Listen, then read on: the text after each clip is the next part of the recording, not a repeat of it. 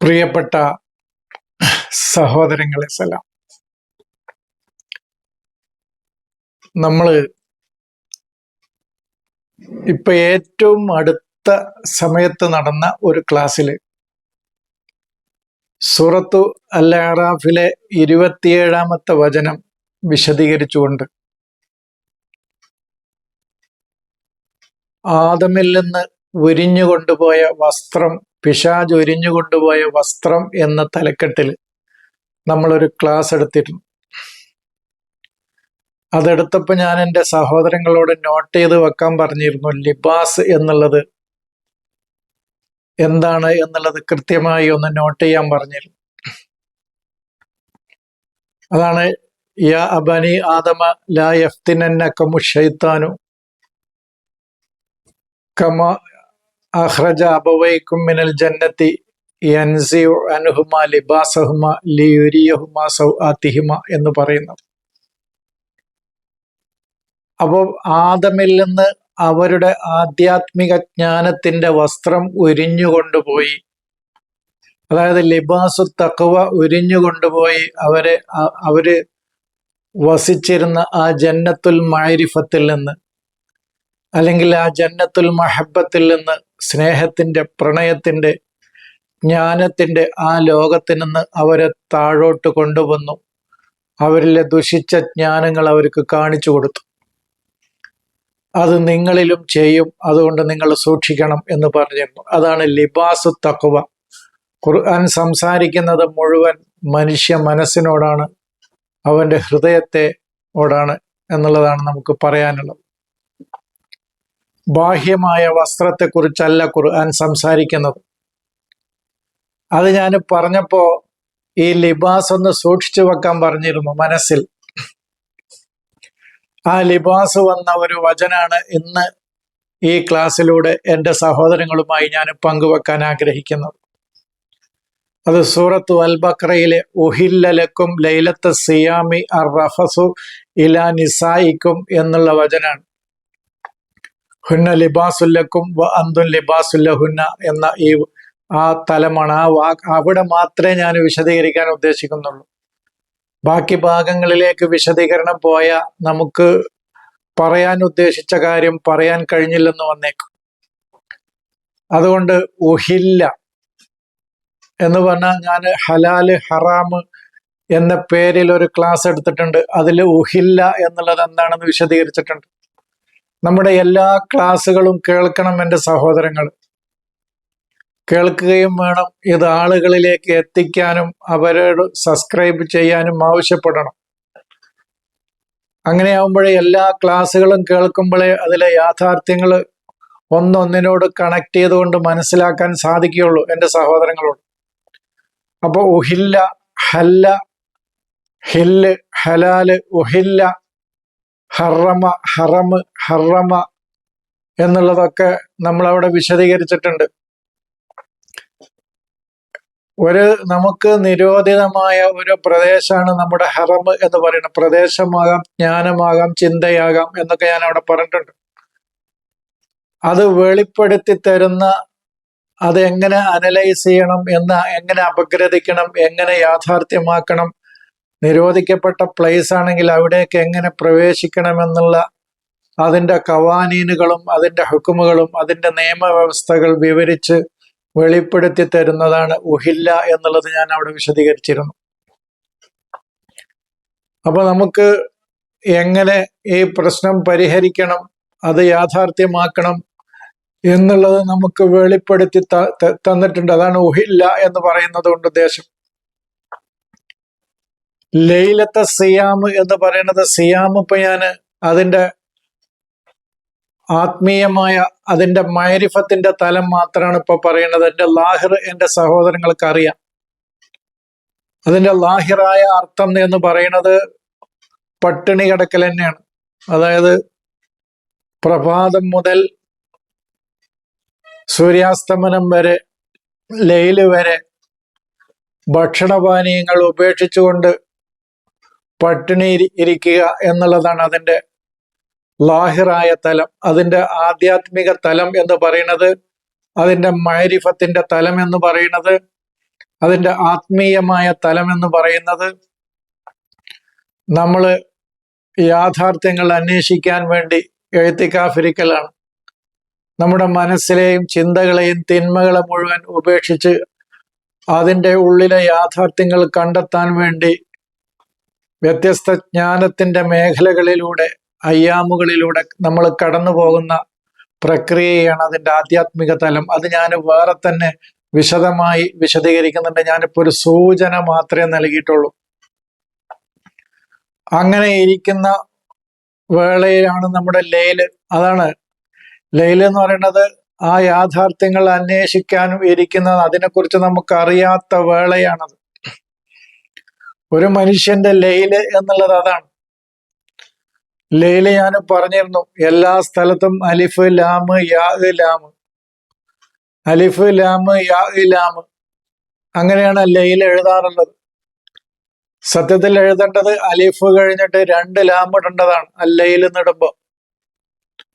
അത് ഒരു സ്ഥലത്ത് അങ്ങനെ പ്രയോഗിച്ചിട്ടുണ്ട്. അത് ഞാൻ വിശദമായി അതിന്റെ കാരണങ്ങൾ വിശദീകരിച്ച് പറഞ്ഞിട്ടുണ്ട്. എവിടെയാന്ന് എനിക്ക് അറിയില്ല. നമ്മുടെ ഈ ചാനലിലെ ക്ലാസ്സിലാണോ എൻ്റെ ഗ്രൂപ്പിലെ ക്ലാസ്സിലാണോ എന്ന് എനിക്കറിയില്ല.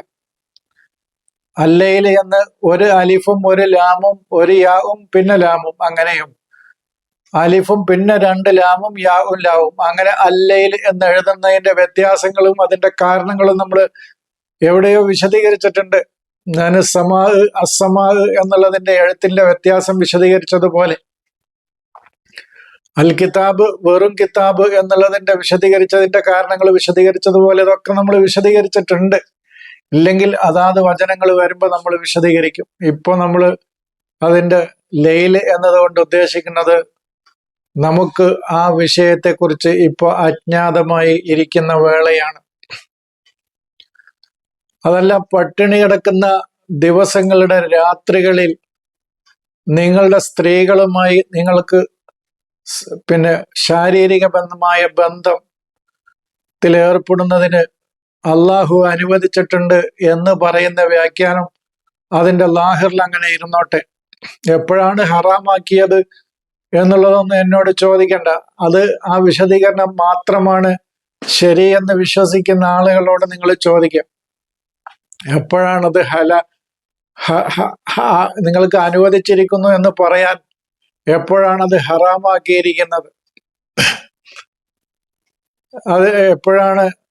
ഇത് മറ്റു കാര്യങ്ങളൊക്കെ ഒരുപാട് കാര്യങ്ങൾ അവിടെ ചോദിക്കാണ്. അതൊന്നും നമ്മൾ പറയുന്നില്ല. അത് ആ തലത്തിൽ പറയുന്ന ആളുകളോട്, ആ രീതിയിൽ ചിന്തിക്കുന്ന ആളുകൾ, അതിലെ യുക്തിരാഹിത്യങ്ങളെ കുറിച്ച് ചിന്തിക്കുന്ന ആളുകൾ ചോദിച്ചാൽ മതി. നമ്മൾ അതിന്റെ ആ തലം അവിടെ നിർത്തിക്കൊണ്ട് തന്നെ അതിന്റെ ആധ്യാത്മിക തലവും കൂടി രണ്ടും കൂടി വിശദീകരിക്കുന്ന ഒരു രീതിയാണ് നമുക്കുള്ളത്. ഇതിൽ ഏതാണ് യുക്തിഭദ്രവും ഓരോ മനുഷ്യനും പ്രായോഗികമാക്കാൻ കഴിയുന്നതുമായ വിശദീകരണം എന്നുള്ളത് എൻ്റെ സഹോദരങ്ങൾ മനസ്സിലാക്കിയാൽ മതി, ചിന്തിച്ചാൽ മതി. അത് ഞാൻ വിശദീകരിക്കുന്നില്ല, ഞാൻ പറയുന്നില്ല ആ തലം ഏതാണ്. നമ്മൾ ഈ തലം കൂടി അതിന്റെ വിശദീകരിക്കുന്നു എന്ന് മാത്രം. അപ്പോ നമ്മുടെ ഹക്കീക്കത്തിനെ, യാഥാർത്ഥ്യങ്ങളെ കണ്ടെത്താനുള്ള ഇഅ്തികാഫ്, അതിനുവേണ്ടി നമ്മൾ തപസ്സിരിക്കുകയാണ് ചെയ്യുന്നത്. ബുദ്ധിപരമായും മാനസികമായും ആ യാഥാർത്ഥ്യങ്ങളിലേക്ക്. അതാണ് സിയാം. ആ സിയാമിൽ നിന്ന് പിന്നെ റഹ്മാനിയത്തിന്റെ ലോകത്തേക്ക് നമ്മൾ എത്തലാണ് സൗമ്. രണ്ടും വ്യത്യാസമുണ്ട്. ആ സൗമ് മറിയമാണ്. ഇന്നി നദർതു ലിർറഹ്മാനി സൗമൻ എന്ന് പറയുന്നത് മറിയമാണ്. അവിടെ നമ്മൾ പഠിച്ചത് അങ്ങനെയല്ല. സംസാരിക്കാത്ത വ്രതമാണ്, പിന്നെ മിണ്ടാവ്രതമാണ് അവിടെ മറിയം എന്നുള്ളതാണ്. അതൊക്കെ നമുക്ക് വിശദീകരിക്കാം. അതൊന്നും അല്ല. അവിടെ റഹ്മാനിയത്തിലേക്ക് തൻ്റെ ജ്ഞാനത്തിന്റെ മേഖല, അവൻ മനസ്സ്, ഹൃദയം ആ തലത്തിലേക്ക് എത്തുന്നതിന് വേണ്ടിയുള്ള പിന്നെ ജ്ഞാനത്തിലൂടെയുള്ള സഞ്ചാരമാണ്. ആ ജ്ഞാനത്തിലേക്കുള്ള കയറിപ്പോക്കാണ് സത്യത്തിൽ നിന്നി നദർതു ലിർറഹ്മാനി സൗമൻ എന്ന് പറയുന്നത്. അപ്പൊ സൗമും സിയാമും വ്യത്യാസമുണ്ട്. സിയാമ് ലില്ലദീന ആമനു യാ അയ്യുഹല്ലദീന ആമനു കുത്തിബ അലൈക്കും, സിയാമ് മോമിനീങ്ങൾക്കാണെങ്കിൽ സൗമ് മറിയമിനാണ്. അത് വിശദമായി പിന്നീട് നമ്മൾ സംസാരിക്കുന്നത് ഞാൻ പറഞ്ഞല്ലോ, ഇനി അങ്ങോട്ട് പോണില്ല. അങ്ങനെ യാഥാർത്ഥ്യങ്ങൾ അന്വേഷിക്കുന്ന വേളയിൽ നിങ്ങൾക്ക് അജ്ഞാതമായിരിക്കുന്ന, അതിനെക്കുറിച്ച് ഇപ്പൊ അറിയില്ല, അങ്ങനത്തെ ഒരു അവസ്ഥയിലാണ് നിങ്ങൾ, ലയിലാണ്. ആ സന്ദർഭത്തിൽ നിങ്ങൾക്ക് അള്ളാഹു അതെങ്ങനെ യാഥാർത്ഥ്യമാക്കണം എന്നുള്ളത് നിങ്ങൾക്ക് വെളിപ്പെടുത്തി തന്നിട്ടുണ്ട്. അതാണ് ഉഹില്ല ലക്കും ലൈലത്ത സിയാമി എന്ത് അർറഫസു ഇലാ നിസായിക്കും. നിങ്ങളിലെ വൈജ്ഞാനികമായി ഉയർന്നു വരുന്ന ആളുകളുണ്ട്, നിങ്ങളെ അവരിലേക്ക് ആവശ്യമായ ജ്ഞാനങ്ങൾ എത്തിച്ചു കൊടുത്തുകൊണ്ട്. അതാണ് റഫസ് എന്ന് പറയുന്നത്. സംയോഗം എന്നുള്ള അർത്ഥത്തിനല്ല, അല്ലെങ്കിൽ വേറെ ആ സംയോഗം മാറ്റി ബന്ധപ്പെടൽ മാറ്റി വേറെ ഏതെങ്കിലും പദം വെച്ചുകൊണ്ട് അതിനെ വിശദീകരിക്കലുമല്ല. അങ്ങനെയാണ് ചില ആളുകൾ ചെയ്തിട്ടുള്ളത്. ഖുർആനില് സ്ത്രീ പുരുഷ ശാരീരിക ബന്ധത്തെക്കുറിച്ച് ഒരു വാക്ക് പോലും ഖുർആനില് ഈ ആധ്യാത്മിക വായനയിലില്ല. അതാണ് എനിക്ക് അതിനെക്കുറിച്ച് സൂചിപ്പിക്കാനുള്ളത്. നേരെ മറിച്ച് അതിന്റെ പദാർത്ഥ തലത്തിലുള്ള ചരിത്രപരമായ വ്യാഖ്യാനത്തിൽ പറയുകയാണെങ്കിൽ സ്ത്രീ പുരുഷ ബന്ധത്തിന് അനവധി വാക്കുകളാണ് ഖുർആനിൽ പറഞ്ഞിട്ടുള്ളത്. എന്നാൽ ഇതിന്റെ ആധ്യാത്മികമായ ഇതിന്റെ മഅരിഫത്തിന്റെ വായനയിൽ സ്ത്രീ പുരുഷ ശാരീരിക ബന്ധത്തെക്കുറിച്ച് ഒരു വാക്ക് പോലും ഇതിലില്ല. അതാണ് അതിനെക്കുറിച്ച് എനിക്ക് പറയാനുള്ളത്. എന്നാൽ ഹജ്ജിന്റെ വേളയിൽ ഈ ജ്ഞാനശേഖരണം നടത്തി, അതിന്റെ റെഫറൻസ് നടത്തി, ആ ജ്ഞാനങ്ങൾ കണ്ടെത്തി അവർക്ക് എത്തിച്ചു കൊടുക്കേണ്ട വേളയല്ല അത് കമാലുൽ മഅരിഫത്തിന്റെ വേളയാണ്. ജ്ഞാനത്തിന്റെ പൂർണ്ണതയിലേക്ക് എത്തുന്ന വേളയാണത്. അതാണ് ഫമൻ ഹജ്ജൽ ബൈത്ത അൽ ഹജ്ജു അഷ്ഹുറും മഅലൂമാത്തുൻ ഫമൻ ഫറള ഫീഹിന്നൽ ഹജ്ജ ഫലാ റഫസ വലാ ഫുസൂക എന്ന് പറയുന്ന, അവിടെ റഫസ് പാടില്ല എന്ന് പറയുന്നത് അവിടെ പോയി സ്ത്രീ പുരുഷ ബന്ധം പാടില്ല എന്നല്ല. പിന്നെ അവിടെ ആ കണ്ടെത്തിയ ജ്ഞാനത്തിൽ നിന്ന് ഫുസൂക്ക് വ്യതിചലിക്കാൻ പാടില്ല. അതാണ് കമാലുൽ മഅരിഫത്തിൽ എത്തിയാലുള്ള പ്രശ്നം. അതാണ് അവിടുത്തെ റഫസ്. അതാണ് അവർക്ക് ആവശ്യമായ അവരെ പുരോഗതിയിലേക്ക്, ജ്ഞാനത്തിന്റെ പുരോഗതിയിലേക്ക് ആ നിസാഹുകളെ ഉയർത്തിക്കൊണ്ടുവരാൻ ആവശ്യമായ ജ്ഞാനങ്ങളെ മുഴുവൻ അവർക്ക് ശേഖരിച്ച് കണ്ടെത്തി അവർക്ക് നൽകണം. അതാണ് ആ പ്രശ്നം പരിഹരിക്കാനുള്ള വഴി. അതാണ് ഉഹില്ല ലക്കും ലൈലത്ത സിയാമി അർറഫസു ഇലാ നിസായിക്കും എന്ന് പറയുന്നത്. ഇപ്പൊ ഒരു ഗുരു തന്റെ ശിഷ്യനാണ് നിസാഹ്, ഗുരുനാഥന്മാരാണ്. നമുക്ക് ബാഹ്യമായി എടുത്താൽ അങ്ങനെ പറയാന്ന് ഞാൻ പറഞ്ഞിരുന്നല്ലോ. ബാഹ്യമായി ഇതിനോട് വായിക്കുമ്പോൾ ഈ ആധ്യാത്മിക തലത്തെ ഒരു ബാഹ്യാർത്ഥത്തിലേക്ക് നമ്മൾ കൊണ്ടുവരുമ്പോൾ ഒരു ഗുരുനാഥന്മാർ, ഇപ്പൊ ഞാനൊക്കെ ഒരു ഗുരുനാഥനായിരുന്നു ഒരു സ്കൂളിൽ.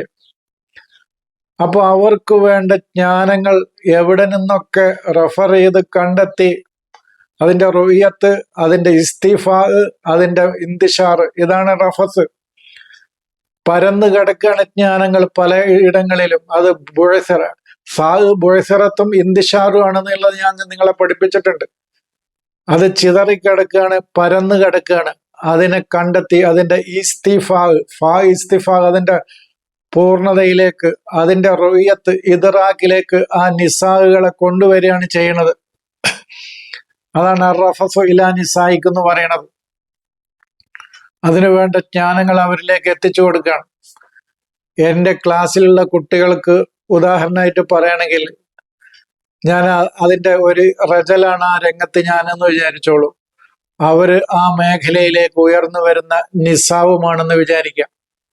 അവർക്ക് ഈ മേഖലയിലേക്ക്, ആ ജ്ഞാനത്തിന്റെ പൂർണ്ണതയിലേക്ക് അവരെ എത്തിക്കാൻ ആവശ്യമായ ജ്ഞാനങ്ങൾ എവിടെ നിന്നൊക്കെ കണ്ടെത്തി അവർക്ക് പൂർത്തീകരിച്ച് അതിനെക്കുറിച്ചുള്ള വ്യക്തമായ ഒരു റുയത്ത്, കാഴ്ചപ്പാടിലേക്ക് അവരെത്തിക്കാൻ ആവശ്യമായ ജ്ഞാനങ്ങൾ എന്തൊക്കെയുണ്ടോ അതൊക്കെ അവരിലേക്ക് എത്തിക്കുക എന്നുള്ളതാണ് നമ്മൾ ചെയ്യേണ്ടത്.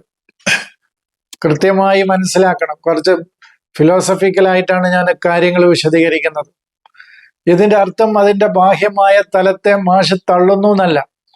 ഒരാൾ പട്ടിണി കിടക്കുകയാണെങ്കിൽ അത് നല്ലതൊക്കെയാണ്, ശരീരത്തിനൊക്കെ ഒരു സുഖം കിട്ടും.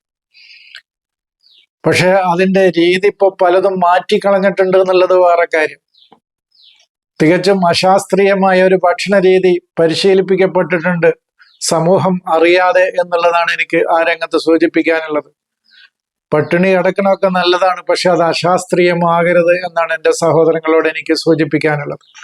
നമ്മളതിൻ്റെ ആധ്യാത്മിക തലത്തിലേക്ക് പോകുമ്പോഴാണ് ഇത് പറയുന്നത്. എന്നിട്ട് പറയുന്നത് ഹുന്ന ലിബാസുല്ലക്കും, അവര് നിങ്ങളുടെ ജ്ഞാനത്തിന്റെ വസ്ത്രമാണ്, അവര് നിങ്ങളുടെയും വസ്ത്രമാണ്, നിങ്ങൾ അവരുടെയും വസ്ത്രമായി മാറും. ഇത് ഒരു ഉന്നതമായ ആശയമാണ് അവിടെ പറയുന്നത് എന്നാണ് എനിക്ക് ബോധ്യപ്പെട്ടിട്ടുള്ളത്. ഇപ്പൊ ഞാന് നിങ്ങൾക്കിപ്പോ ഈ ക്ലാസ് എടുത്തുകൊണ്ടിരിക്കുന്നുണ്ട്. തൽക്കാലം എന്നെക്കാളും വലിയ റജലായ ആളുകൾ ഇതിലുണ്ട്, നിന്റെ ക്ലാസ്സുകൾ കേൾക്കുന്ന ആളുകളുണ്ടെന്ന് എനിക്കറിയാം. അത് അറിഞ്ഞുകൊണ്ട് തന്നെയാണ് പറയുന്നത്. അവരുടെ മുമ്പിൽ ഞാൻ നിസ്സ ആണ് എന്നെനിക്കറിയാം. അത് അംഗീകരിച്ചുകൊണ്ട് തന്നെ വിജ്ഞാനത്തിന്റെ കാര്യത്തിൽ ആർക്കും ആരെയും ഉയരങ്ങളിലേക്ക് പോകാൻ കഴിയില്ല. വഫൗക കുല്ലിദി ഇൽമിൻ അലീം എന്ന് പഠിച്ചതാണ് ഞാൻ ഖുർആനിലൂടെ. എല്ലാ അറിവിന്റെ മുകളിലും ഒരറിവാളിയുണ്ട്. ഇത് തിരിച്ചറിഞ്ഞ ആളാണ് ഞാൻ. അതുകൊണ്ട് തന്നെ അറിവിൽ വാശി പിടിക്കുകയോ അഹങ്കരിക്കുകയോ എനിക്കെല്ലാം അറിയാം എന്ന് ഞാൻ പറയുകയോ ചെയ്യില്ല. ഒരു കുട്ടിക്ക് വരെ എന്നെ തോൽപ്പിക്കാൻ കഴിയും എന്നാണ് ഞാൻ പറയാറുള്ളത്. ഒരു 6 വയസ്സായ 7 വയസ്സായ എൻ്റെ പേരക്കുട്ടിക്ക് വരെ ഒരു വാക്കിന്റെ അർത്ഥം ചോദിച്ചാൽ എന്നെ തോൽപ്പിക്കാൻ സാധിക്കും. അപ്പൊ അറിവിൽ അതൊരു സാഗരമാണ് എന്ന് അറിഞ്ഞതുകൊണ്ടാണ്. അതാണ് വഫൗക കുല്ലിദി ഇൽമിൻ അലീം എന്ന ഈ വചനം എന്നെ ഒരുപാട് ചിന്തിപ്പിച്ചിട്ടുണ്ട്. ഒരുപാട് എല്ലാ അറിവിന്റെയും മുകളിൽ ഒരു അലീമുണ്ട്, ഒരു അറിയുന്നവനുണ്ട് എന്ന് നിങ്ങൾ അറിയണം. അപ്പൊ ഞാൻ പറയുന്നത് ഇപ്പൊ തൽക്കാലം അങ്ങനെയൊന്ന് പറയണം. ഇപ്പൊ നിങ്ങൾക്ക് വേണ്ട ജ്ഞാനങ്ങൾ ഞാൻ ശേഖരിച്ച്, ആത്മീയമായ ജ്ഞാനങ്ങളെ ശേഖരിച്ച് തരുമ്പോ അതിലൂടെ എൻ്റെ ആത്മീയമായ ജ്ഞാനം വർദ്ധിക്കുകയാണ് ചെയ്യുന്നത്. നിങ്ങൾക്ക് ഞാനും നിങ്ങൾ എനിക്കും അതാണ് പറയുന്നത്.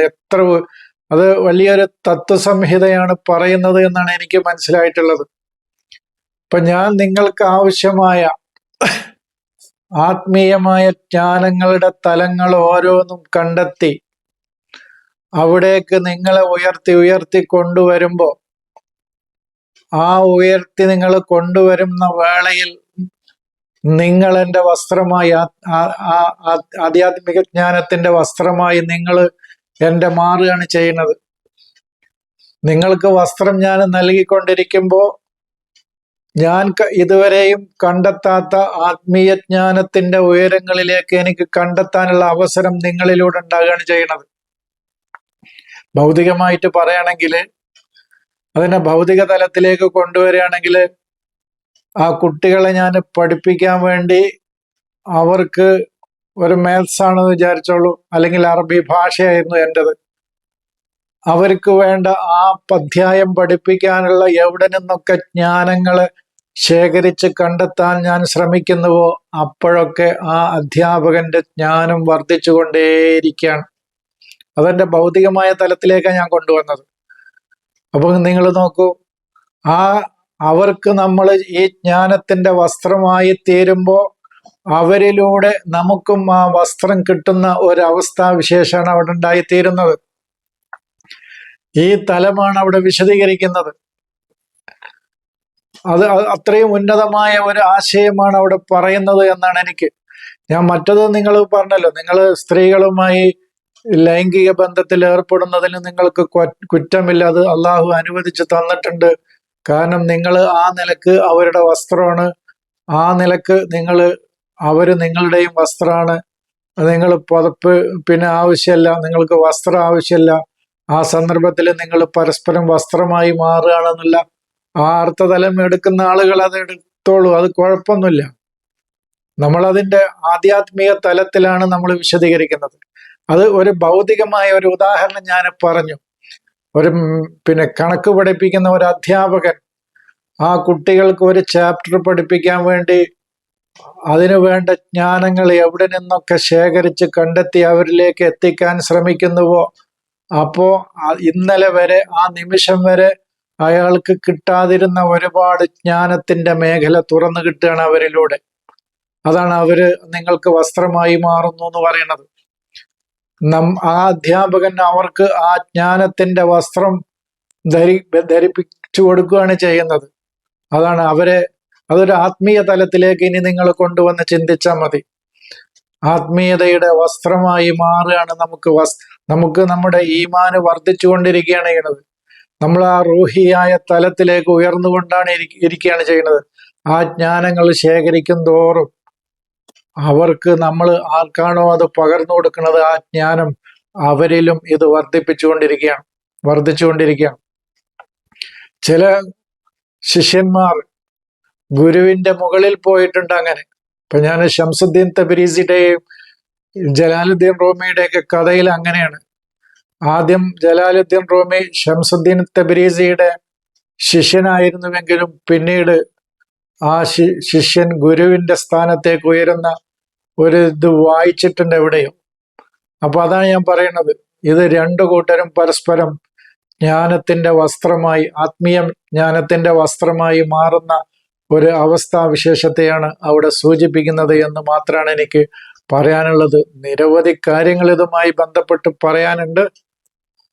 അപ്പൊ ആ ഏതൊക്കെ ലൈലുകളാണ് അവർക്ക് ഇനി അറിയാത്ത മേഖലയെങ്കിൽ ആ മേഖലയിലേക്കൊക്കെ ജ്ഞാനം വീശാനാണ് പിന്നെ തുടർന്ന് പറയുന്നത്. അതാണ് വാത്തിമുസിയാമ ഇലല്ലൈലി എന്നത്. പിന്നെ വിശദീകരിക്കാം. ആ ഭാഗം മുഴുവനായിട്ട് നമ്മൾ തുടർ ക്ലാസ്സുകൾ വരുന്നുണ്ടല്ലോ, അവിടെ എത്തുമ്പോൾ നമ്മൾ വിശദമായി വിശദീകരിക്കാം എന്ന് പറഞ്ഞുകൊണ്ട് ഞാൻ അവസാനിപ്പിക്കുകയാണ്. സലാം.